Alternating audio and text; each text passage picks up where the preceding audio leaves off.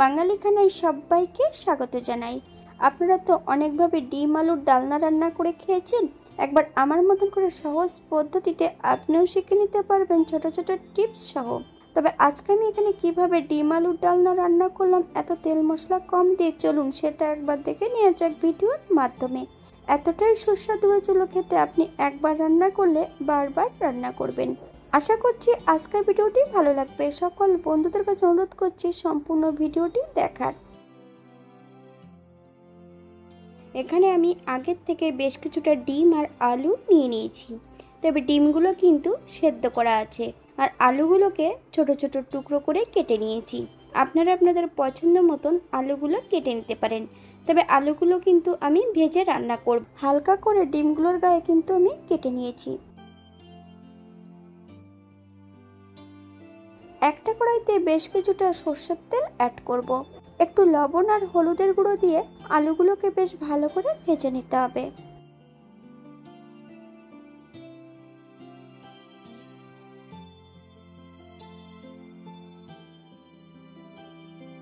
বাঙালি রান্না ঘরোয়া উপকরণ দিয়ে। আপনাদের যদি রান্নাগুলো পছন্দ হয় তাহলে চ্যানেলটি সাবস্ক্রাইব করে দিয়ে পাশে থাকবেন। পাশে থাকা বেলটি বাজিয়ে দেবেন, নইলে নিত্য নতুন রান্নার নোটিফিকেশন পাবেন না। আমার এই চ্যানেলে আমিষ, নিরামিষ এবং বিভিন্ন ধরনের ডিমের রেসিপিও দেওয়া আছে। আপনাদের যদি পছন্দ হয় তাহলে চ্যানেলটি ঘুরে একবার দেখে নেবেন।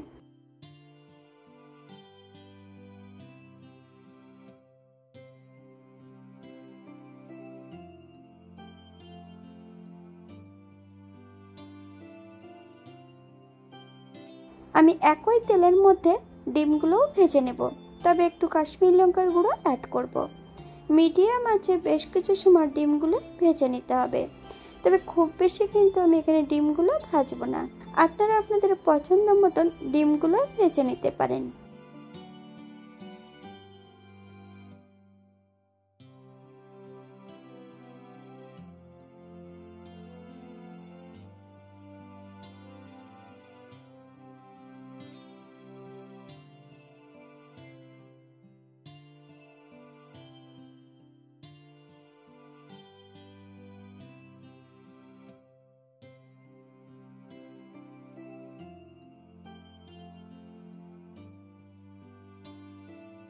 এই পর্যায়ে তেল থেকে সম্পূর্ণ ডিমগুলো তুলে নেব।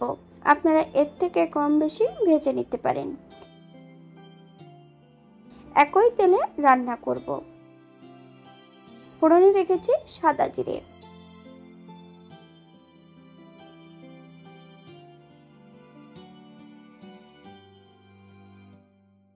মিডিয়াম সাইজের একটা পেঁয়াজ বেশ সরু করে কেটে নিয়েছি। 15 থেকে 20 কোয়া রসুন 80% মতন বেটে নিয়েছি। পেঁয়াজ রসুন থেকে যতক্ষণ কাঁচা গন্ধ ছাড়বে ততক্ষণ বেশ ভালো করে ভেজে নেব।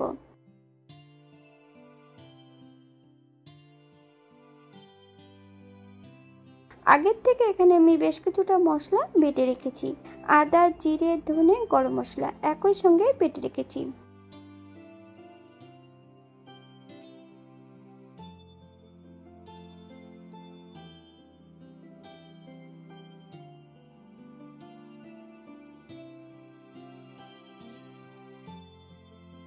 মিডিয়াম সাইজের একটা টমেটো বেশ সরু সরু করে কেটে অ্যাড করব। হাফ চামচ লবণ। পেঁয়াজ, রসুন এবং টমেটো থেকে যতক্ষণ কাঁচা গন্ধ ছাড়বে ততক্ষণ বেশ ভালো করে ভেজে নিতে হবে।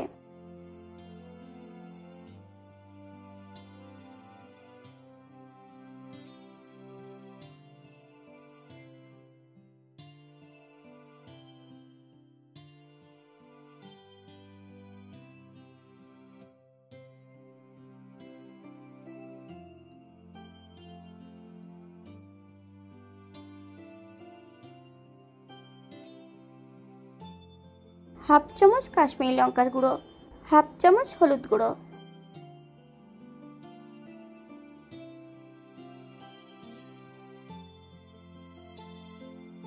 বেটে রাখা মশলা থেকে আমি এখানে 3 চামচ মশলা অ্যাড করব।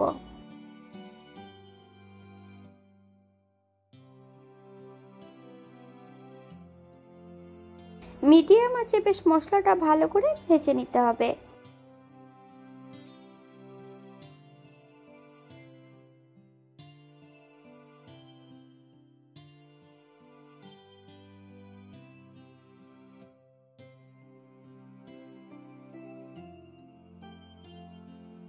মশলা ধোয়া বাটি থেকে সামান্য একটু জল অ্যাড করব। মশলাটা বেশ ভালো করে কষিয়ে নেব, অথবা মশলা থেকে যতক্ষণ তেল না ছাড়ছে ততক্ষণ বেশ ভালো করে মশলাটা কষিয়ে নিতে হবে।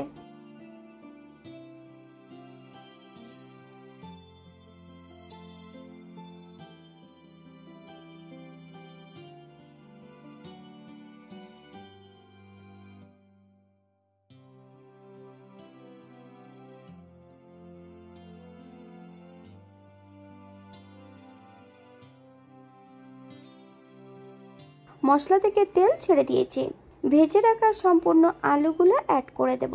মশলা সহ আলু দিয়ে বেশ ভালো করে কষিয়ে নিতে হবে।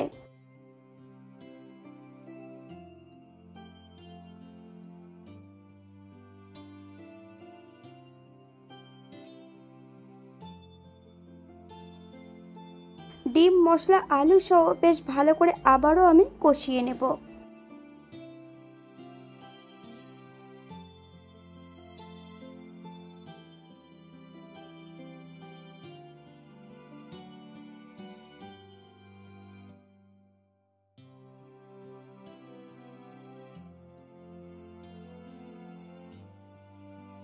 আমি এখানে স্বাদের জন্য সামান্য একটু চিনি অ্যাড করব।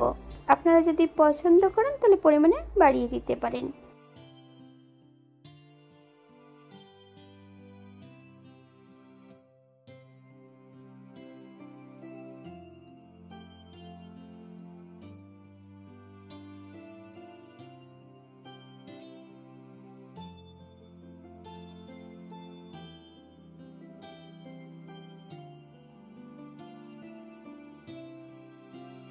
গ্রেভির জন্য এখানে আমি 2 কাপ জল অ্যাড করব।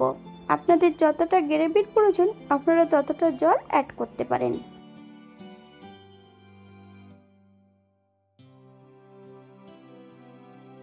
হাই ফ্লেমে বেশ কিছু সময় রান্না করে নেব, অথবা যতক্ষণ সবজিটা সেদ্ধ না হচ্ছে ততক্ষণ রান্না করে নিতে হবে।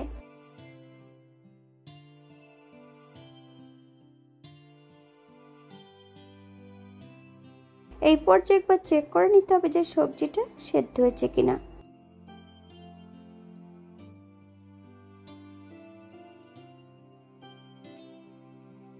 এক চামচ ঘি অ্যাড করব। আপনারা যদি পছন্দ করেন তাহলে পরিমাণে বাড়িয়ে দিতে পারেন।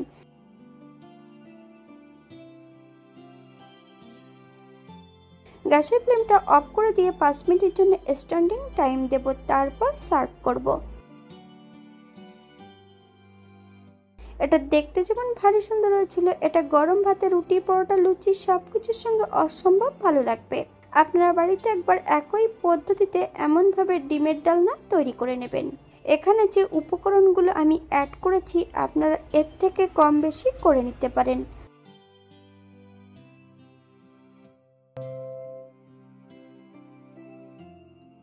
আজকের ভিডিওটি এই পর্যন্ত। সবাই সুস্থ থাকবেন, ভালো থাকবেন। অন্যদিন নতুন রেসিপি নিয়ে আপনাদের সামনে আবার আমি হাজির হব। নতুন ও পুরনো সকল বন্ধুদের অসংখ্য ধন্যবাদ ভিডিওটি দেখার জন্য। হাতে যদি সময় থাকে তাহলে এটা লাইক, কমেন্ট, শেয়ার করবেন।